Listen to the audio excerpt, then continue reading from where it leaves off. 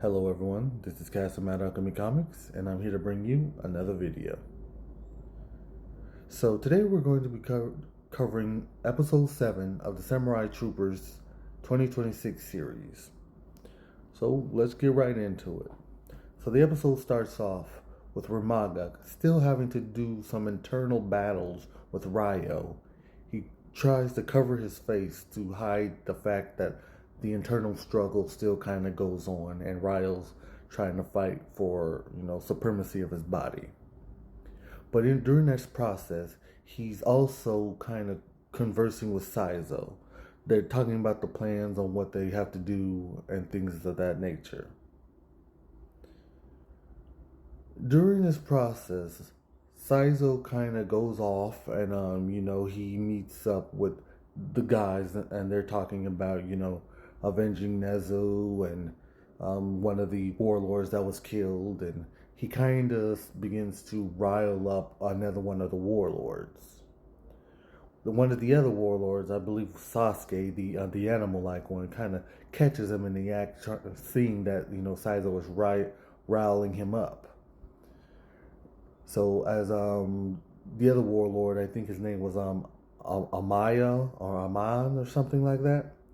He runs off and he tries to get his vengeance, and Saizo, he's kind of like playing the middle. So I'm guessing the goal now is kind of like feed Guy. The rest of the guys kind of low key, but again, he gets caught by one and the other one. So Sasuke kind of goes off with the other one while Saizo stays behind. So now cutting to the train base, you see the guys conversing with Jun or Yuli. Yuli is now kind of depressed and sad. He hasn't really, stood battle over the past 35 years. So he kind of gives up on his training and he kind of just falls into a slump. This is where we found him near the end of episode 6. But knowing that they kind of need his help, they have to try to snap him out of it and things like that. Kaido kind of, looking at his younger picture and where he is now, wondering what has happened, and, the comedy kind of ensues. Now, one of my favorite scenes of this part is kind of where Mia kind of, or Nasty, knocks him into sense and, brings it back, and it kind of gives you that, like, 1990s look of going back to Samurai Troopers. Like, seriously, I found this like scene very funny. So again, it kind of snaps him out of it very quickly, and he tells them what he knows. Having to get the 3 treasures together. So it's the sword, the jewel that Mia has, and a mirror. So he goes out, and again, Yuli has been training in the ways of the Ancient One. So I'm glad they're finally starting to touch back on like Ancient One type stuff with a kind of twist, because Yuli utilizes his magic and or his training to summon a spirit or a deity from it, and the deity tells them where the mirror will be held, or the last treasure that they need to get the armor.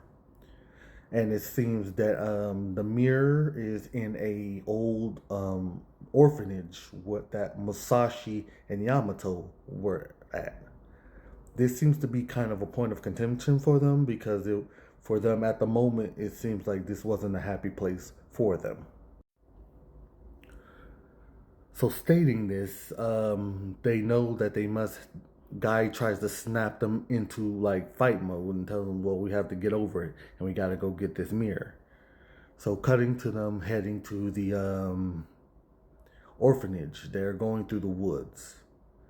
They kind of have some back and forth with Shion as Guy kind of explains to Shion why they're singing in battle and putting it together. So Shion kind of, brings up a song, and, they're fighting in the woods, the dolls that are kind of like the zombies of the show. Yamato and Musashi kind of like not getting into the song because it was a song that I guess their abuser kind of liked. So at that time, Shion is like singing the song, killing people, and Yamato and Musashi's not getting into it. So I guess as they defeat the last of the dolls, they make their way to the orphanage. Now at the orphanage, they're talking to the guy, the old head of the orphanage, coming to find out that it kind of closed down and the last bit of the kids have left. Telling the guy over the orphanage tells them that no, their mirror isn't here, and like, I'm sorry for all I've done and sorry for wasting your time. They leave the orphanage, but it's comes to find out that there's something up with it, where the dolls or the zombies are now kind of around the orphanage, but there's like a barrier. So they immediately find out that no, the mirror is there.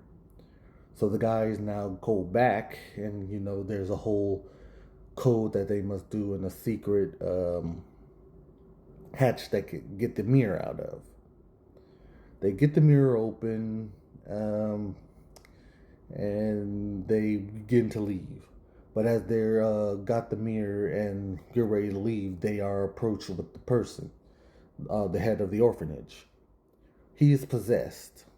Now being possessed, they find out that over time that he might have been taken over by the influence of the mirror, and he was beginning to have all of his dark feelings and resentment come to surface due to it.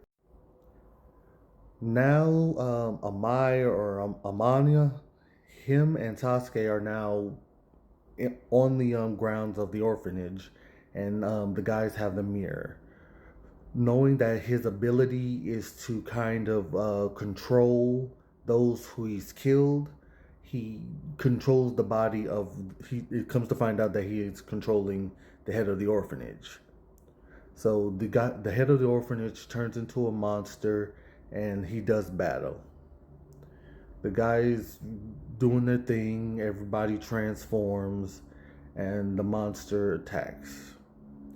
The guys dispatch of the orphanage head and kind of kill him. But over time, they start to realize that, some memories might have been distorted of him. So as he perishes, they become sad and, kind of angry that, everything may not have been as what it seemed with him.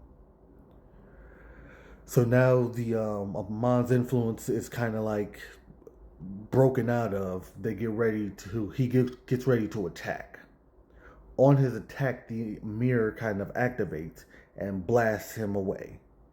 Sasuke, or the Beast Warlord, kind of gets overtaken, and he gets ready to attack, only to be stopped by Saizo. Saizo telling him he does this to himself, and we have to leave. So the guys make quick work of this, and they got the mirror, they got the pendant, and they got the sword. So this does look indeed like what it is. They're about to start feeding them to Guy, because Amon's body turns into an energy and goes inside of Guy. So I guess in that 7 days, you're going to start seeing more and more of the warlords start to drop. The guys now going back to the room, they pull out a CD that has a video. The video shows the head of the orphanage as he begins to tell Musashi and Yamato that he is sorry for what he's done, but then begins to address Shion and Kaido as well, and tell them that they were also members of the orphanage and were adopted at the time. So what was this orphanage, and what does it mean for the team as a whole? And were they chosen naturally to be samurai troopers? I don't know, but like, the mystery continues. But we'll find out hopefully in the next episode. So see you guys in episode 8, and get ready for a ride. Thank you guys. Have a good day. This is Casamat Alchemy Comics out.